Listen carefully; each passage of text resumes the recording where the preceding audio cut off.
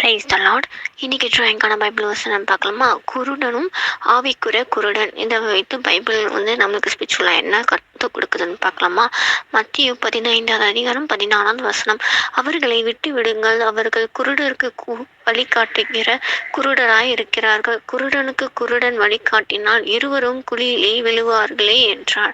அதாவது ஆண்டவர் வந்து இங்கே வந்து பேசுகிறாரு. பரிசேயர் வந்து கேட்பாங்க, இந்த மாதிரி உங்களை சீஷர்கள் வந்து பாரம்பரியத்தை விட்டு வந்து நடந்துக்கிறாங்களே, இதை நீ என்னன்னு கேட்க மாட்டீங்களா அப்படின்னு சொல்லி வந்து பரிசேயர் வந்து எலிசபெத் கேட்பாங்க. ஏன்னா அவங்க சீஷர்கள் என்ன பண்ணாங்கன்னா, அவங்க வந்து கை கழுவாமலே சாப்பிட்டாங்க. ஸோ இது பாரம்பரியமாக அப்படி நடந்து வந்துட்டு இருக்கிற காரியத்தை வந்து கை கழுவாமலே சாப்பிட்றாங்களே அப்படின்னு சொல்லி ஆண்டவர்கிட்ட கேட்குறாங்க. ஆண்டவர் வந்து அப்போதான் சொல்லுவார், இந்த மாதிரி நீங்கள் வந்து கை கழுவுறதுனால வந்து ஒரு மனுஷனை தீட்டுப்படுத்த முடியாது, அவன் உள்ளத்துலேருந்து வர விஷயந்தான் அவனை தீட்டுப்படுத்தும் அப்படின்னு சொல்லி சொல்லுவார். அதுதான் வந்து ஆண்டவர் வந்து சொல்லுவாரு, நீ இவனை வந்து விட்டு விடுங்க, இவங்களாம் குருடனா இருக்காங்க, குருடனுக்கு வழிகாட்டுகிறவங்களாம் இருக்காங்க, குருடனுக்கு குருடன் வழிகாட்டியிருந்தால் அவங்க இருவருமே வந்து குழியில விழுவாங்களே அப்படின்னு சொல்லி ஏன்னா இவங்க வந்து அறியாமல குருட்டாட்டம் பிடிச்சவங்களாம் இருக்காங்க. வந்து ஆண்டவர் சொல்ற இருதயத்தை தான் வந்து பொய், காம விகாரம், வன்கண், தூஷணம், கெட்ட வார்த்தை, இந்த மாதிரி விஷயம் தான் மனுஷனை தீட்டுப்படுத்துமே தவிர சாப்பிட்ற சாப்பாடு கை கழுவாமல் சாப்பிட்றது வந்து மனுஷனை தீட்டுப்படுத்தாத அப்படின்ற மாதிரி சொன்னாங்க. அவங்க பாரம்பரியத்தில் அப்படியே மூழ்கி இருக்கனால அதை அப்படியே ஒரு வந்து விக்கிரகமாக அவங்க மாற்றி வந்து செஞ்சுட்டு இருக்காங்க. அவங்க வந்து சத்தியத்தை தெரிஞ்சுமே அவங்க வந்து உணராமல் இருக்காங்க. சத்தியத்தை சொன்னாலுமே அவங்க கேட்க மாட்டேங்கிறாங்க. குருட்டாக இருக்காங்க. அவங்க கண்கள் வந்து மறைக்கப்பட்டதாக இருக்குது. அதனால அந்த குருடன் வந்து பின்னாடி வர ஜென்ரேஷன் அவங்களுக்கும் அந்த வழியை காட்டுறாங்க. அதான் குருடன் இருவரும் வந்து குழியிலே விழுவாங்களே அப்படின்னு சொல்லி அந்த சொல்ற. இவங்களும் குருடனா இருக்காங்க, அவங்க பின்னாடி வரவங்களும் குருடனாக்கிட்டு இருக்காங்க. அவங்க சொல்ற அந்த பொய்யான பாரம்பரியத்தை சத்தியத்தை வந்து பின்னாடி வர ஜென்ரேஷனும் நம்ப வச்சு அவங்களும் குழியில தலை வைக்கிறாங்க. ரெண்டு பேருமே, இந்த ஜென்ரேஷன் சரி பின்னாடி வர ஜென்ரேஷன் ரெண்டுமே வந்து குருடனா ஆக்கிட்டு அவங்கள வந்து வாழ்க்கையில் வந்து இருளாக்கிட்டு இருக்காங்க. அந்த மாதிரி நீங்க இருக்காதீங்கன்னு நான் வந்து சிஷை கிட்ட வந்து சொல்லுவாங்க. ஸோ மனுஷனை தீட்டுப்படுத்துறோம்னா அவங்க இருதயத்துன்னு வர வார்த்தைங்க தான் மனுஷனை தீட்டுப்படுத்துமே ஒளிய கழுவாம சாப்பிட்ற விஷயம் வந்து ஆகாரம் வந்து அவனை தீட்டுப்படுத்தாது. அவங்க சாப்பிட்ற சாப்பாடு வந்து ஆசன வழியா வெளியில வந்துடும் அப்படின்னு சொல்லி தான் ஆண்டை வந்து சொல்லுவார். ஸோ இது வந்து குருடனுக்கான அர்த்தம். இப்போ நம்ம வந்து மாம்ச ரீதியாக குருடனை பார்த்தோம். ஆவிக்குரிய குருடன்னு பார்க்கலாமா? 2 கொரிந்தியர் 4 அதிகாரம் 4 தேவனுடைய சாயலாய் இருக்கிற கிறிஸ்துவின் மகிமையான சுவிசேஷத்தின் ஒளி அவிசுவாசிகளாகிய அவர்களுக்கு பிரகாசமாயிராதபடிக்கு இப்பிரபஞ்சத்தின் தேவனானவர் அவர்களுடைய மனதை குருடாக்கினார். இங்க வந்து சீசருக்கு வந்து எல்லாருக்கும் வந்து பிரசங்கம் பண்றாங்க. ஆண்டு கிறிஸ்து தான் மகிமையின் சுவிசேஷன் ஒளின்னு சொல்லி பிரசங்கம் பண்ணிட்டு வராங்க. ஆனா அவிசுவாசிகளுக்கு வந்து அவங்க வந்து அது வந்து பிரகாசமா, அந்த ஒளி பிரகாசமாவே இல்லை. அவங்களுக்கு ஒரு வெளிச்சம் அவங்களுக்குள்ள வந்து பிரவசிக்கவே இல்லை. ஏன்னா இப்பிரபஞ்சத்தின் தேவனானவர் அவர்களோட மனதை குருடாக்கிறான். பிரபஞ்சத்தின் தேவன் அப்படின்னா வந்து இசப்பா தான். இந்த பூமியின் அதிபதி தான் இந்த பிசாசனா. அந்த மொத்த பிரபஞ்சத்துக்குமே அதிபதி வந்து தேவனானவர் இயேசு கிறிஸ்து மட்டும்தான். அவரே வந்து அவங்களோட மனதை வந்து குருடாக்கிறார். இந்த முன்னே வந்து நம்ம பார்த்தோம், பரிசேயர் அவங்க வந்து பாரம்பரியத்தை பின்பற்றினா அவங்க வந்து குருடனா இருக்காங்க. குருடன் வந்து இன்னொரு குருடனுக்கு வழிகாட்டி இருவரும் வந்து குழியில வந்து விழுறாங்க அப்படின்னு சொல்லி பார்த்தோம். அது வந்து அது அந்த வசனத்துக்கு முந்தான வசனம் மத்திய 13 அவர் பிரதியுத்தரமாக, என் பரமபிதா நாடாத நற்றெல்லாம் வேரோடு பிடுங்கப்படும். அதாவது இந்த பரிசேய சதிசேவங்களாம் வந்து ஆண்டவரை ஏற்றுக்கொள்ளணும் சொல்லி பிதா வந்து அவங்க மனதை வந்து திறக்கவே இல்லை. ஆண்டவர் வந்து குறிப்பிடவே இல்லை. ஸோ அதனால இது வந்து நாடாத நாற்றெல்லாம் இவங்க எல்லாருமே வந்து வேரோடு பிடுங்கி எடுத்து போடப்படுவாங்க. இவங்களாம் அவிசுவாசப்படுறவங்க, பரம்பரையா வந்து பாரம்பரியத்தை வந்து ஃபாலோ பண்றவங்க. ஸோ இவங்களுக்குள்ள வந்து விசுவாசமே இல்லை, எல்லாம் அவிசுவாசமா தான் இருக்கு. ஸோ அதனால இவங்களுக்குள்ள வந்து அந்த கண்ணு வந்து குருடாக்கிறது, மனக்கண்களும் குருடாயிருக்கு அப்படின்ற மாதிரி சொன்னாங்க. அப்படியே வந்து இந்த 2 கொரிந்தியர் 4 அதிகாரம் 3 பார்க்கலாம்.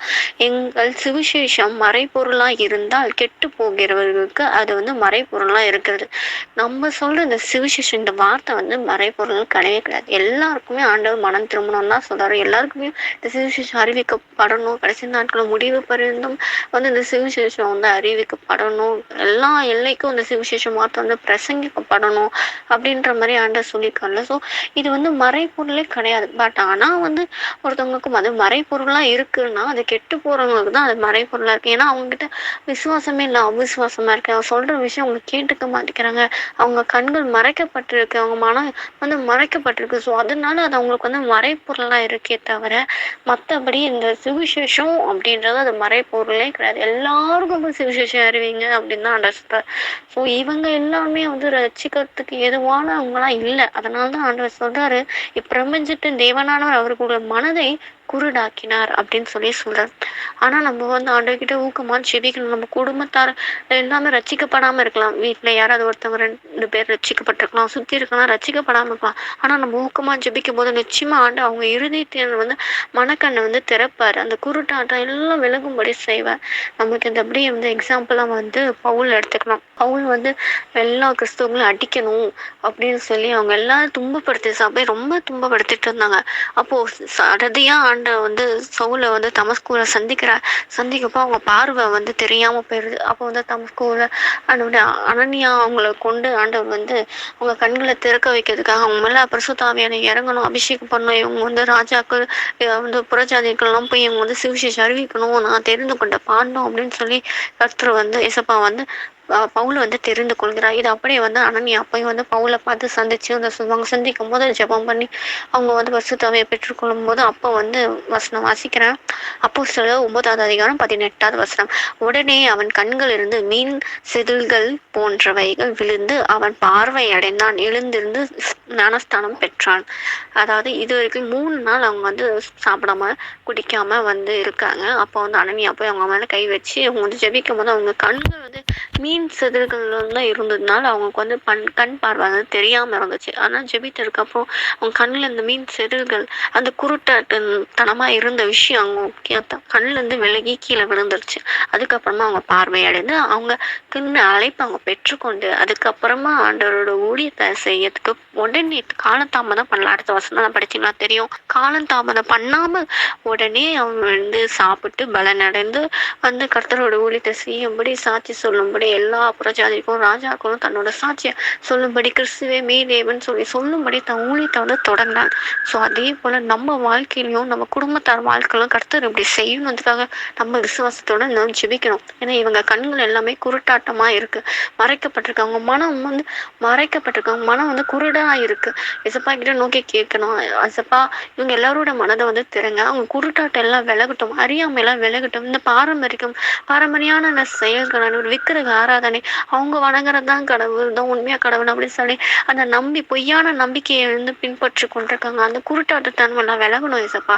அவங்க கண்களை திறந்துடணும் ஏசப்பா, அவங்க மனதை திறந்துடணும் ஏசப்பா. உங்களை நோக்கி பார்க்கும்படி செய்யணும்ப்பா. நீங்க தான் மெய்தான் அவங்க உணர்ந்து கொள்ளும்படி உதவி செய்யுங்க ஏசப்பா. எப்படி பவுலோட கண்களை திறந்தேரோ மீன் சிதல்கள் விழுந்ததோ அதே போல இவங்க அறியாமல் இருக்க அந்த செயல்கள் எல்லாம் கீழே தரையில விழட்டும்ப்பா. உண்மை அறிந்து கொள்ளும்படியான வாய்ப்பு ஏற்படுத்தி கொடுங்க ஏசப்பா. உதவி செய்யுங்கப்பா. இவங்களை வந்து ரட்சியமாப்பா. எப்படி பவுல சடுதியா சந்திச்சிரோ அதே போல இவங்க எல்லாரையும் சந்திங்க ஏசப்பா.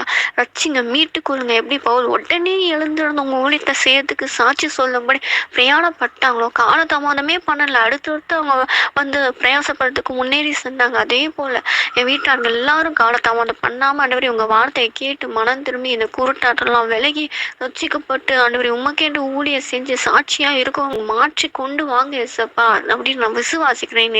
நாமத்துல அமேன். அப்படி இந்த ஜபத்தை நம்ம ஊக்கமா ஜெபித்து டெய்லியும் ஜெபித்தோம்னா நிச்சயமா ஆண்டவர் நம்ம அவங்களுக்குள்ளாக போய் கிரியை செஞ்சு இவங்களெல்லாம் சாட்சியா நிறுத்தி ஊழியக்காரங்களாம் மாற்ற வல்லவரா இருக்கிற. ஸோ ஜபத்தை விட்டு விடாதீங்க, விசுவாசத்தோட ஜெபிங்க. சுத்திலும் நம்ம குடும்பத்தார் எல்லாரும் நிச்சயமா ரட்சிக்கப்படுவாங்க. அந்த குருட்டாட்டம் எல்லாம் விலகும், ஆவிக்கூற கண்கள் திறக்கப்படும், தேவனை அறிவாங்க, தேவனுக்காக சாட்சியா நிற்பாங்க, வைராக்கியம் பாராட்டம்லாம் இருப்பாங்க. விசுவாசத்தோட கேட்போம். ஆமீன்.